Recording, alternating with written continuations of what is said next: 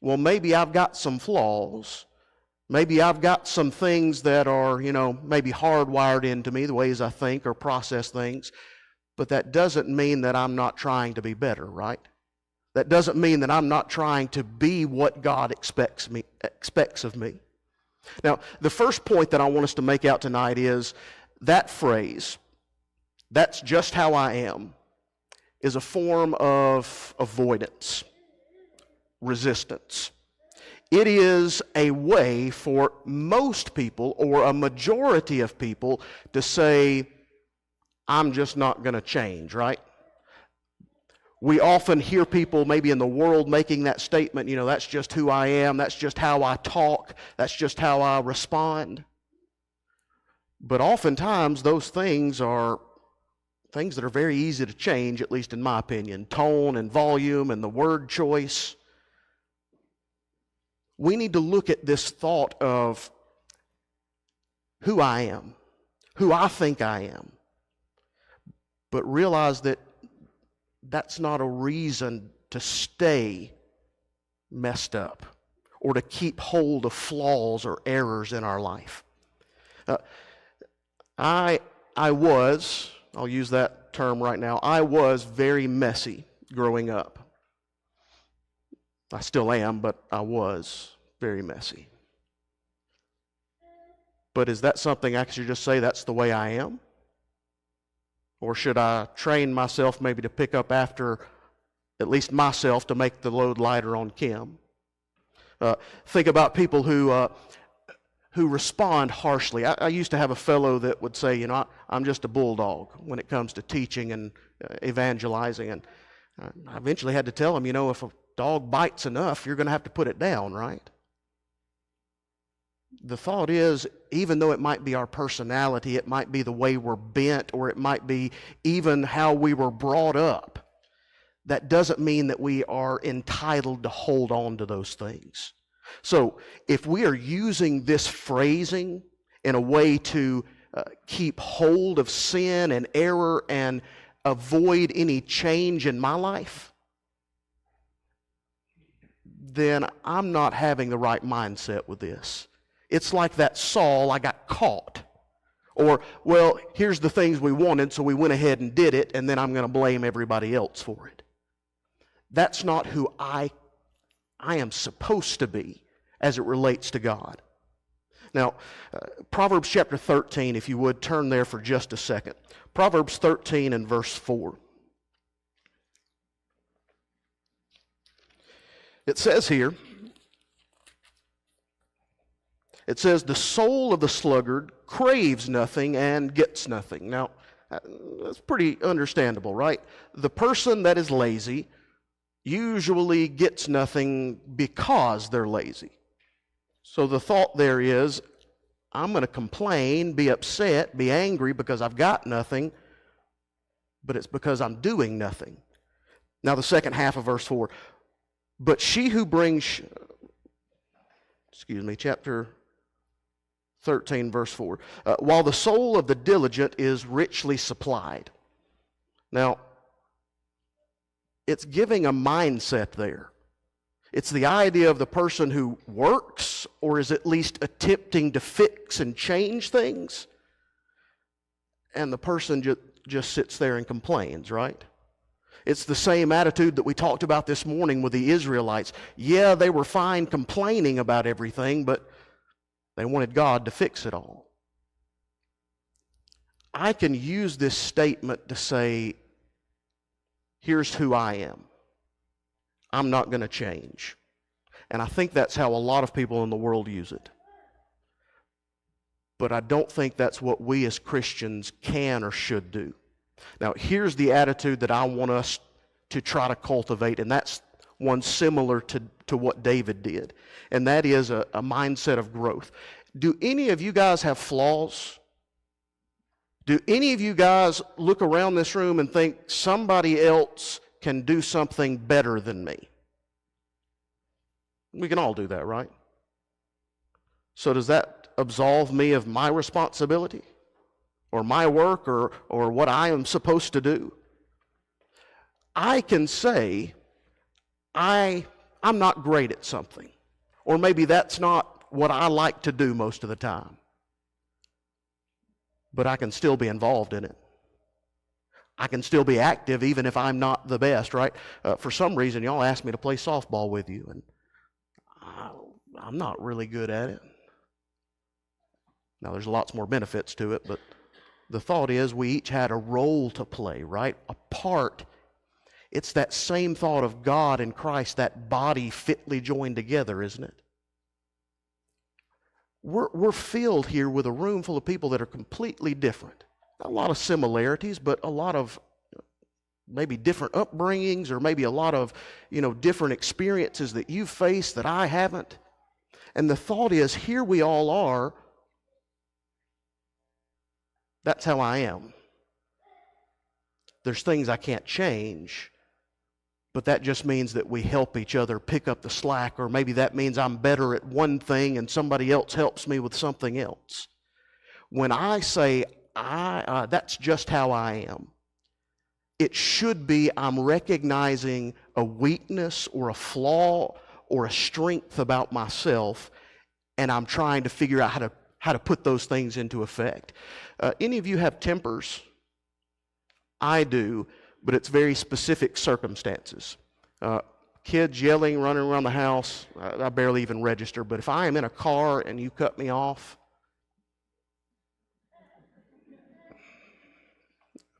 you get the thought, right? So when I drive, my kids probably will disagree with this, I try to go under the speed limit or at the speed limit. Yeah, I'm already getting the looks. At the speed limit, I try to drive to where I am defensive. I guess that's how you say it, defensive driving. Let everybody else make the mistakes. But that's because I've learned how I am. That took from a teenager up and still dealing with it. The thought here is all of us, that's how I am, right? Worked on it. Paul in the flesh, prayed 3 times, it's still there. Maybe I need that so that I could be the parent I can be. Maybe I need that so that I can be the evangelist or have the connections with you guys, because I get that rage, at least in some small bit. But that's the thought with this idea of that's just who I am. That's just the way I am. When I make that statement, or when I hear others make that statement, is it for an excuse? Is it to cover up flaws within myself that I've made, or that I am, ways that I'm hurting other people? Or is it saying, I recognize this is a weakness, and I recognize that since I stumble on this, I've got to put maybe some hedges around myself, right? I don't drive in traffic as much as probably others do, or at least I try to avoid it, things like that. But build it up with the bigger things in life, right? If I have a problem drinking, I'm not going to walk by the alcohol aisles, right?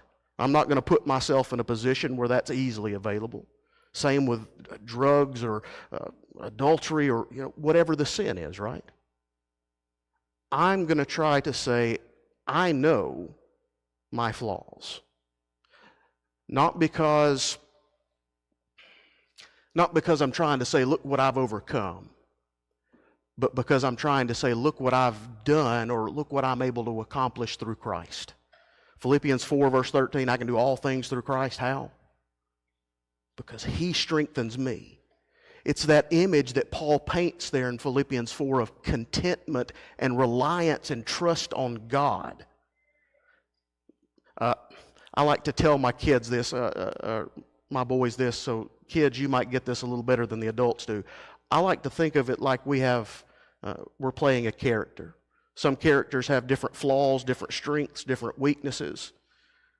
I know one of my boys is always going to choose the fighter type. That's who he is. Who are we? Who do I choose to be? Now, again, each player, each individual, each of us have our areas of weakness. But we each have areas that we can glorify and bless and honor God. So the question, that's just who I am. we can use that as a guide either to show somebody who we are. Here's a person that's trying to change. Here's a person that recognizes weakness and error and is trying to build themselves up from it, right? Or we can use that statement as a phrase of ignorance, a phrase of arrogance. Here's who I am, and you've got to force yourself to fit with me. Now, I did want to say this thought, though, that there, along with those weaknesses and those differences, just because I am a night owl doesn't mean I'm any morally superior than any of you morning people, right? It's those things that the world tends to put so much value in. But if I'm working and serving, if I'm spending the same amount of hours working, but maybe I have to work a night shift, it doesn't make a difference, right? When we think of just who I am, that's just what I am. We need to be thinking of not in relation to this world or the physical things or, I'm a Christian. I am a follower of God. When you hear these people use the phrases, I would approach it this way. First of all, with humility and honesty, I guess, accept it. But then try to dig into it a little bit.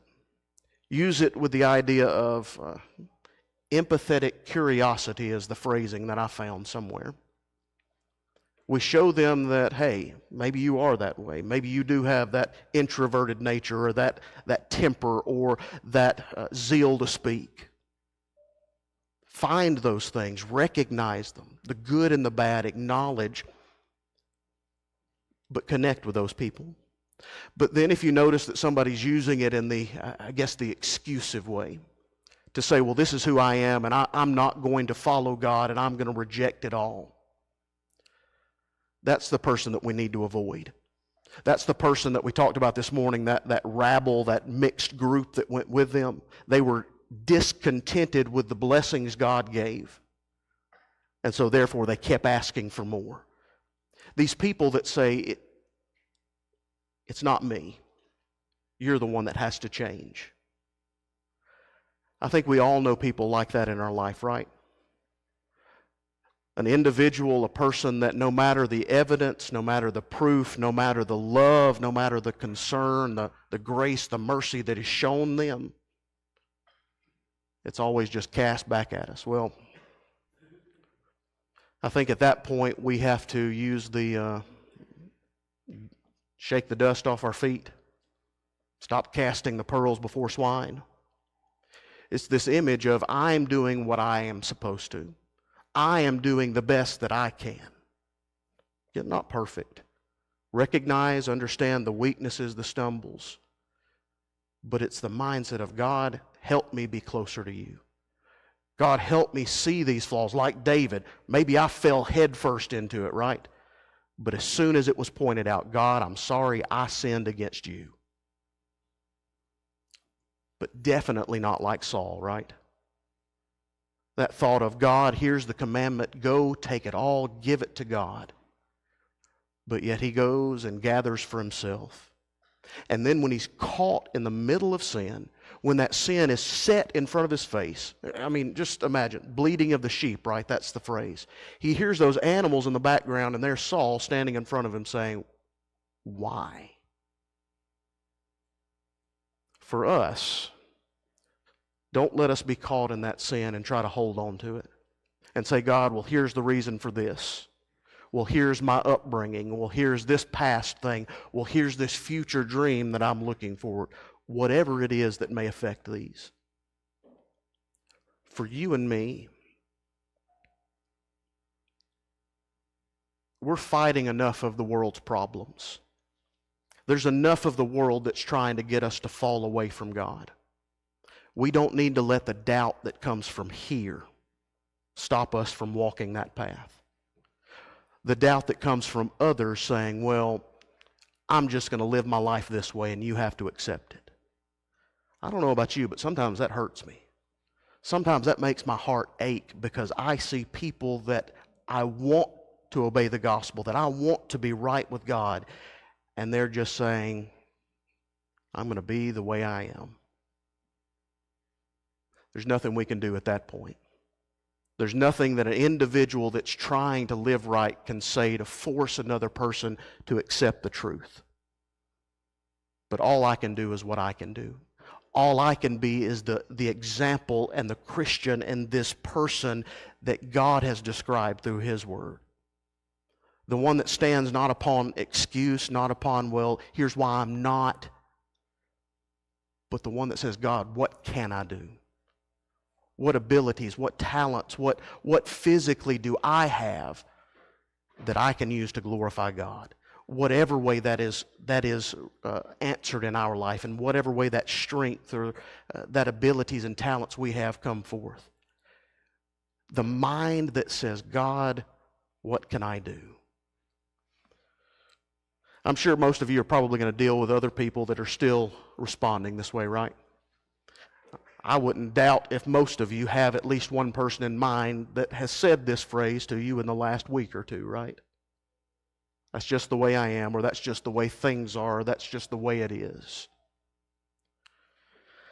There's a lot of things in this life that I can't change as much as I would want to. Even if all of us got together, there's a lot of things that our power and influence couldn't affect. But there's a lot of things that I can do to affect the outcome of my soul. And there's a lot that I can do to outcome, or at least encourage the outcome of where your soul's going to spend eternity. So let's stop worrying about the things we can't fix, right?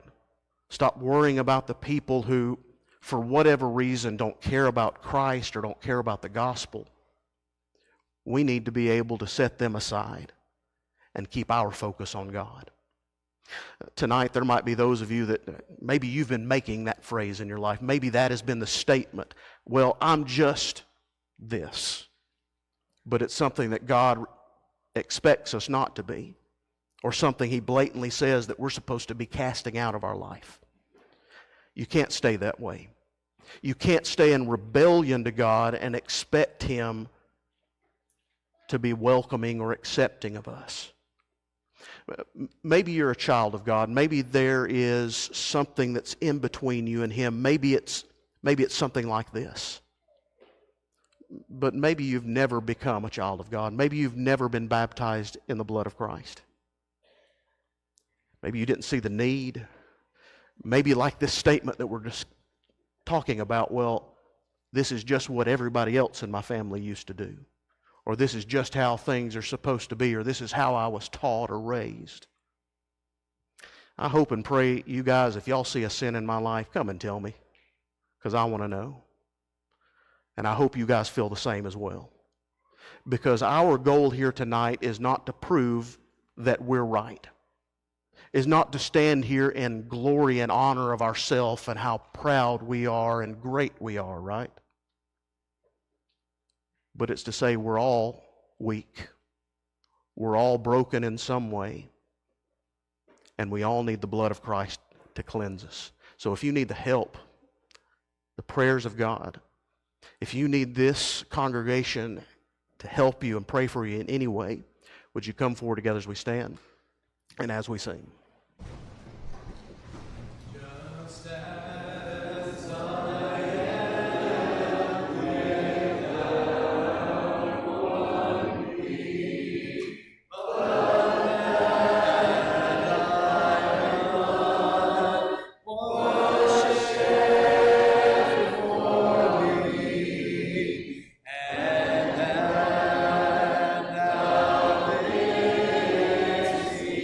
God.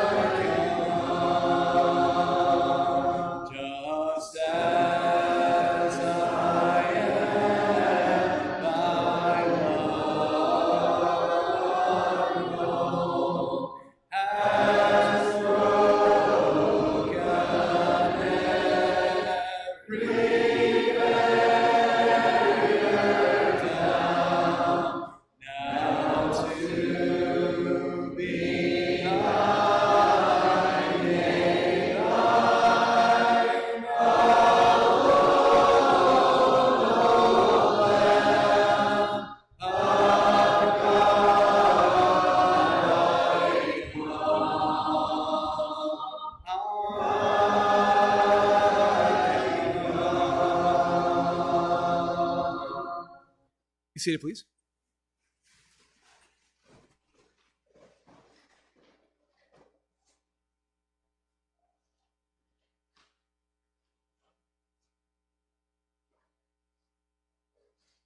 Good evening. Just a few announcements before we're dismissed this evening. Remember, our midweek Bible study this week will be on Tuesday, the 25th. Next Sunday, November the 30th, will be our 5th Sunday evening fellowship meal, and that will be an Italian theme. And in conjunction with that, remember the table that will be set up for baby girl Carmichael. Remember, there are several sign-up sheets in the back. I'm still taking up money for Thanksgiving and Christmas meals, and also if you know someone that would benefit from a meal, get with me. Feel free to call me, text me, just whatever you need to do. It says to turn in your calendar events and budgets to either Jesse or the elders. Congratulations to our young people. They came in second today at Bible Bowl, and we're certainly proud of them for that accomplishment. I believe that's it. If no one has anything, Grant Murray will dismiss us. Also, if you hadn't had the opportunity to partake of the Lord's Supper, you can right back here at the library. Somebody will be there to assist you. If you'll stand, Grant will dismiss us.